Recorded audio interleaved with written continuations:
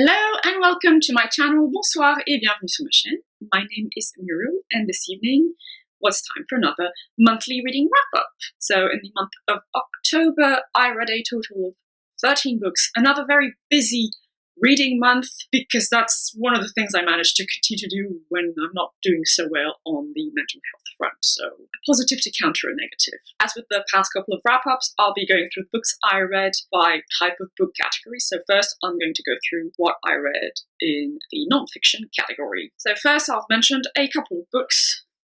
Les adultes surdoués, sans questions-réponses, et les Philo-cognitifs. This was basically the end of a series of books I read on the topic of intellectual giftedness, a topic which I found very confusing, as I mentioned in my previous wrap-up. This was alright, serviceable, as I say. It gave an overview of the topic.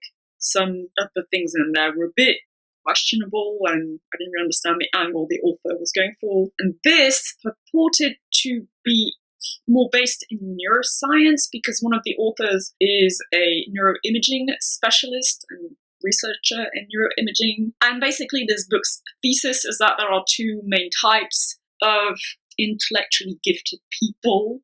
And you can broadly categorize intellectually gifted people into two big categories that favor one or the other cerebral hemisphere. I don't know, the topic is confusing and stressful for personal reasons, so I'm done with it. I'm done with it for now, for a very, very long time. So yeah, these were just two of the last books in the bunch I had bought on the topic. Then I read a fun book. I read Les violences sexuelles by le docteur Muriel Salmona. She's got the same name as I have.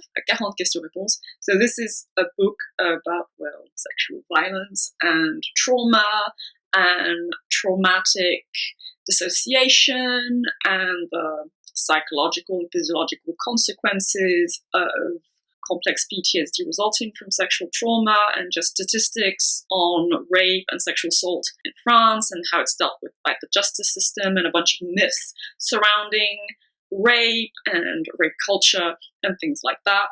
Very thorough, very in-depth, very informative, very depressing as well. Also, I found it interesting that the author clearly takes a more radical feminist stance.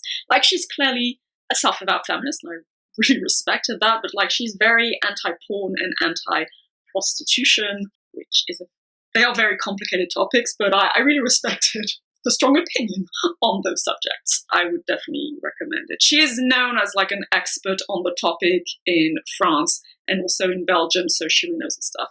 And then I read this, Asperger et fière by Alexandra Reynaud. This is a memoir, non-fiction book explaining Asperger syndrome from a female point of view. A woman who was diagnosed when she was in her late 30s, after she'd been identified as intellectually gifted, and because her son had been identified as intellectually gifted and also as a carrier of Asperger syndrome.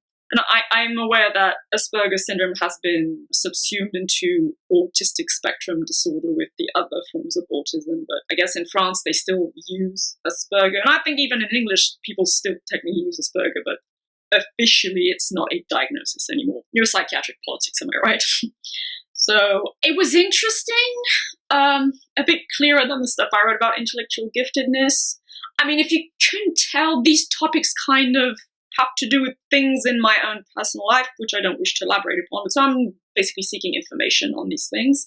And it left me with questions because I'm like that. I'm going to keep having questions, but it was interesting. Sometimes it was a bit confusing because she tended to conflate aspects of being intellectually gifted and having Asperger's with a very high IQ.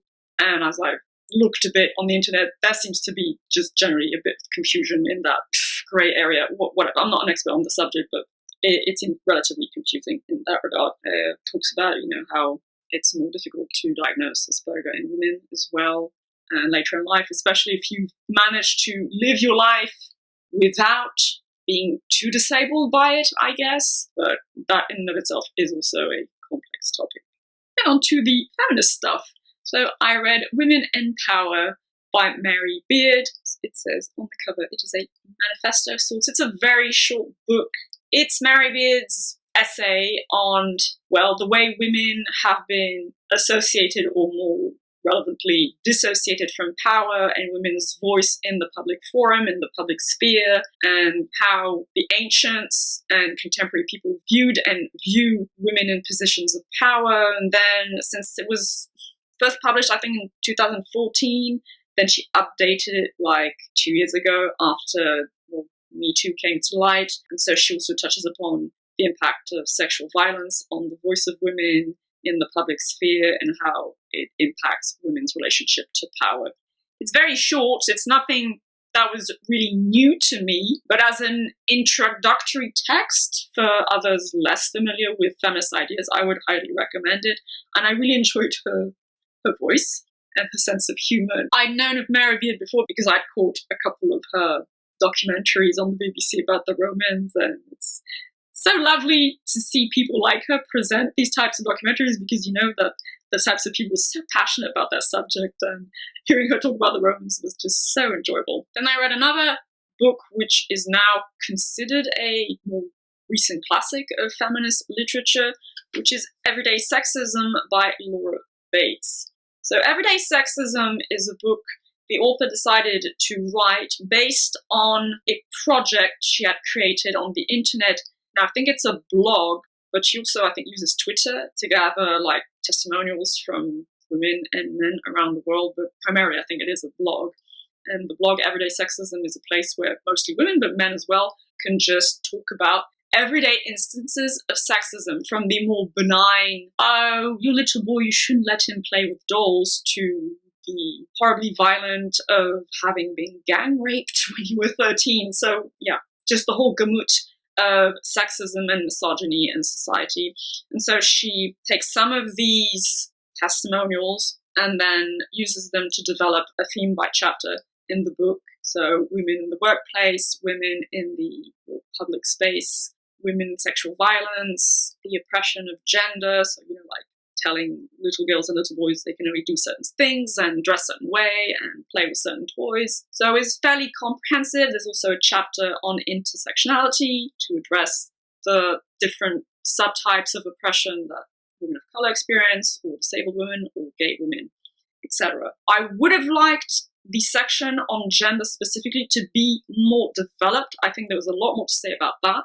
It was actually fairly centered on sexual violence, which is very important as well, mind you, but it made it also very depressing, because she also starts each chapter with like a few statistics from around the world on domestic violence, on street harassment, on female employment, on female representation in politics, and things like that. I had read a few years ago a kind of equivalent in French that was called Vie de Meuf, so A Chick's Life. And it's also a blog that one or two French feminists started, but I don't have that book anymore. I lent it to someone and I never got it back. That was also a book basically made up of anecdotes and testimonials of everyday instances of sexism, and I think it was a bit more varied in its examples. Here it is really more specifically centered on sexual violence and harassment and things like that. So it's depressing. It's important, but it is depressing. I'm actually getting a bit saturated in that kind of stuff right now, so I'm going to take a break from these kinds of books. Before that, I will talk about the last one I read on the topic of feminism, which is a French language book, Les Couilles sur la table de Victoire Tuaillon. Translated, that would amount to Balls on the Table. So this is a feminist book based on a podcast, but it examines masculinity. It flips things a little bit. So talking about sexism, misogyny, and patriarchy, but examining what masculinity contributes to the equation. How is masculinity, or how are masculinities constructed? And just looking at how patriarchy affects men, how it also hurts boys and men, because it does. But always keeping in mind that while that is true, it oppresses women and girls. There's even a quote from, was it Audre Lorde or Bell Hooks who said that? I cannot remember, sorry about that. But about that it does hurt men and boys, but it oppresses, exploits women and girls. So it does keep that in mind very sharply. But it was very interesting to look at statistics concerning men and how men interact with the world around them and with women. Again, nothing truly revolutionary, but I liked the angle the creator of the podcast and the author chose to develop all of these thematics within the subject of feminism and sexism. There was a lot of material taken from books written by other authors and by male authors, and on her podcast, she invited a lot of male contributors, researchers in various domains, and some of those are reproduced in this book, so that was very interesting. Couple of things were a bit wonky, like she makes a distinction between virility and masculinity, and I was like, you did not make that clear at all. I do not understand what that paragraph was meant to clarify, so I thought that was a waste of ink. There were a couple of things that were more on the side of what I'll nebulously call queer theory that just irritated the crap out of me, but that's just because it's an ideological disagreement. I guess sometimes I felt she was a bit too lenient on some men's attitudes with regards to emotional labor, sexual violence, and things like that. I'm also surprised she didn't linger more specifically on, like, gay men. I mean, it does talk about sex and heterocentric sex, but I would have enjoyed maybe a bit more development on, like, gay men and gay masculinity. But otherwise, again, fairly comprehensive. That and Everyday Sexism, I both rated those like 8 out of 10. So they're good references, and I would recommend both of these books for those of you who can read in those respective languages. Now I'm going to move on to the one graphic, still non-fiction book I read this month, which was La Différence Invisible by Mlle Caroline and Julie Dachez. Now, for those of you interested, I can actually tell you that this was translated into English fairly recently. So this is a graphic memoir about, again, a young woman who discovers that she has Asperger syndrome fairly late. She's 27 years old when she gets, she's 27 years old when she starts really wondering why she's so different and doesn't fit in, and feels very tired out by social interactions and excessive sensory input and things like that. And so she seeks out a diagnosis, but of course that takes a few months to a few years in the best of cases. So I guess she's around 30 when she finally gets the official diagnosis in France. You got to know that, contrary to maybe how it happens in England or in the United States, France is really lagging behind in matters relating to autism in general. Diagnostic wait lists are very long, like I just mentioned, and there's still a lot of misunderstandings, and the influence of psychoanalysis has fucked things up for a lot of people, a lot of children. In fact, apparently some people send their kids to Belgium to get a diagnosis, which I find interesting. I mean, I don't think it's that much better here. Like, the waiting lists are very long here as well. There aren't that many places where you can get a diagnosis, much less if you're an adult. So anyway, that's the whole thing. It was a fairly touching memoir, an interesting one as well, because there's like a section at the end that explains what autism spectrum disorder is, and then more specifically what Asperger syndrome entails. I personally could relate to 80-85% of what this young woman went through in her daily life, being very tied out by social interactions and needing a routine and being easily overwhelmed by her senses. One thing I didn't appreciate, I'm not entirely sure it is in fact there, but that's how I perceived it. I felt there was just a wee bit of disdain and contempt for people with other, I'm going to say, neuropsychiatric conditions. I do understand that autism spectrum disorder is not technically a mental illness, but even, I mean, to me, there's a continuum between things like autism and ADHD and some more classic mental illnesses. It's all in the brain, right? So I just call them neuropsychiatric disorders. You're free to disagree with me on that, of course, but that's just how I conceptualize these things. But I felt so there was disdain and contempt for, like, well, at least I don't have a mental illness. I have ASD. And I'm like, screw you. Good on you for contributing to stigma against people with mental illness just because your thing is more, strictly speaking, neurological, I guess, and you were born that way. But I mean, even in a lot of mental illnesses, there's a genetic component.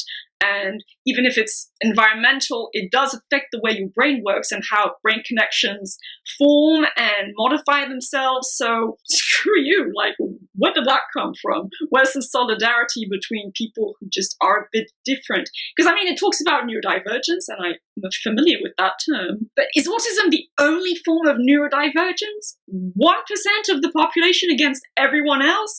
Those are the two kinds of human beings?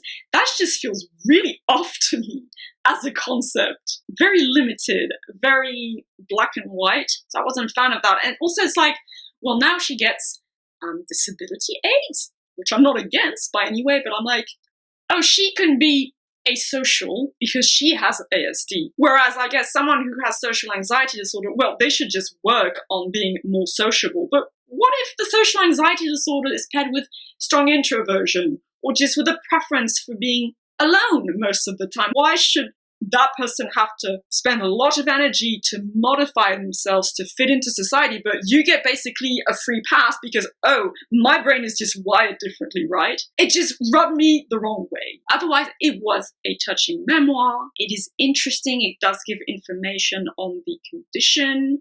I did enjoy the art style. It's like primarily black and white and red. And then as the main character discovers these new things about herself, colors come back into her perception of the world, so that was fairly poetic. And I reiterate, it is available in English as well, if you're curious about it. And now on to the fiction.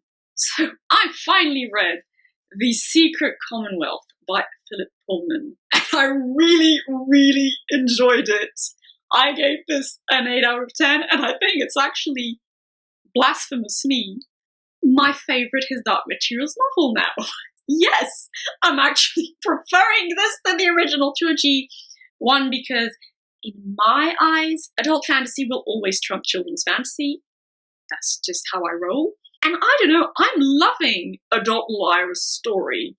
So recall that I had read La Belle Sauvage in August. And so this takes place 20 years after the events in La Belle Sauvage and about 10 to 11 years after the end of, well, the Amber Spyglass. And so Lyra Belacqua, or Lyra Silvertongue, as she's now known, is about 20 years old. And you find some of the characters from La Belle Sauvage again, like Malcolm Polstead, who's now about 30 years old. And Lyra has become estranged from her demon, Pan. There's a lot of conflict and tension between them. And there's this plot that has to do with a type of rose oil that would allow people to see dust. And so, of course, the Magisterium is actually still there. I'm a bit surprised that no one at all seems aware of the events of His Dark Materials. And politically speaking, they don't seem to have affected that much in the world of Lyra. So the Magisterium is kind of still shuffling about, and there are lots of political machinations going on, and they're trying to, clamp down on freedom of thought and freedom of speech and just take the reins of power back into their hands. And Lyra is enmeshed in all of this, and she's trying to understand what's happening to her and Pan. And so they go on an incredible journey through Europe and into the Middle East to try and find these strange, unique roses that produce this oil, and has to do with shamanism.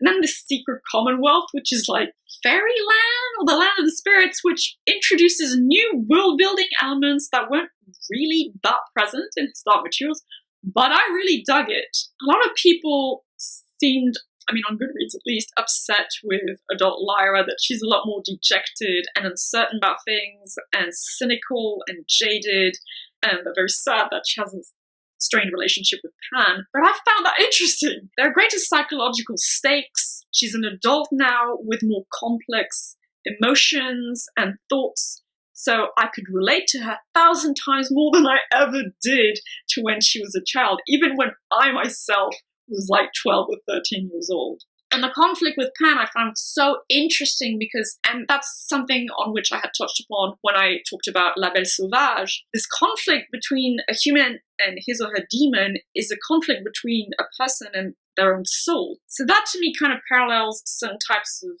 mental illness or melancholia. Because for example, in shamanism, mental illness is kind of conceptualized as a soul sickness where you lose a piece of your own soul, of your own vital power. I love this way that Philip Pullman is kind of developing his universe and ideas within it. And I really loved Lyra's relationship with Malcolm. A lot of people are just annoyed that Will is out of the picture. You know what? I'm happy about that. Yes, I said it. I prefer Malcolm Polstead to Will to me. I do find it interesting that they both have cat demons. Don't know if that's significant yet, but so yeah, I'm loving this. I'm really curious to see how it's going to wrap up in the third book, which, there's no release date for it announced yet. Since the Amber Spyglass was not that great at wrapping up His Dark Materials, I'm a bit scared that the third book in the Book of Dust won't be as good. But so far, I'm loving this ride. I love the exploration of Lyra's world, to see how it's different from ours, to see the elements of modernity, but also the things that are lacking. So, yeah, I loved it. I'm loving the Book of Dust. Who'd have thunk it? Then I read Dracula by Bram Stoker. I'm not going to go too deeply into this because I did a review for it, if you want to check it out. But basically, I liked it. It was fun. I'm happy I have another classic under my belt. I enjoyed the format of telling the story through diary extract, letters, telegrams, etc. It was fun to see the origins of, well, the vampire and all the tropes that go with it. I didn't enjoy it as much as the other two SFF classics I'd read before, which were The War of the Worlds by H.G. Wells and Frankenstein by Mary Shelley, but still, it was fun. After that, I read Unquenchable Fire by Rachel Pollack. Once again, I did a full-length review for this novel. If you want to check it out, I will reiterate that this is one of the most bizarre and original novels I have ever read. The world building was truly unique and different, and in my opinion, the author Rachel Pollack truly committed to it 100%, and I have immense respect for that. Fortunately, the plot and the main character didn't engage me that much, so I think I did give it like 6.5 out of 10. I would still recommend it if you like weird stuff and different stuff. Don't go into this if you're expecting an elaborate plot or great character development or something that's just more familiar in the realm of, yeah, fantasy. I mean, I know it's published in the Science Fiction Masterworks collection. I'm not really sure why. This is typically more fantasy than anything else. But otherwise, I enjoyed it in any case. And yeah, it was weird, but worth it.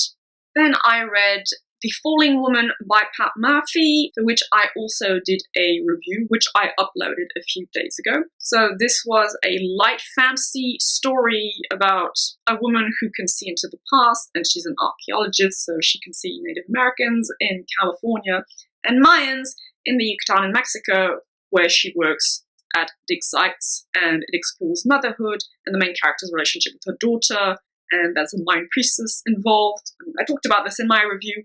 I really enjoyed this as well. It was slow and quiet, but something really touched me. This, contrary to Unquenchable Fire, was more about the characters and the relationship between the main character and her daughter, although you do get a bit of world building about the ancient Mayans and their civilization, their rituals, their religion, etc. But it was more about the human element, and I enjoyed it for that.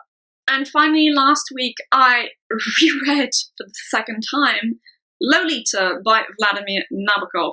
Of course, I have a review up for this that dates from around the beginnings of my channel, about a year ago now, so if you want to take a look at it, feel free to do so. So I'm not going to go into the particulars of why I love this book, because yes, I love it and I still love it. This is the third time I have read it, and I'm still blown away by the writing, by the poignancy of the story, by the horribleness of Humbert. But I'm also seeing new things. Each time I read it, I see new things and have new thoughts about it. I mean, not radically new thoughts, but new insights nonetheless. There's a specific reason why I chose to reread it.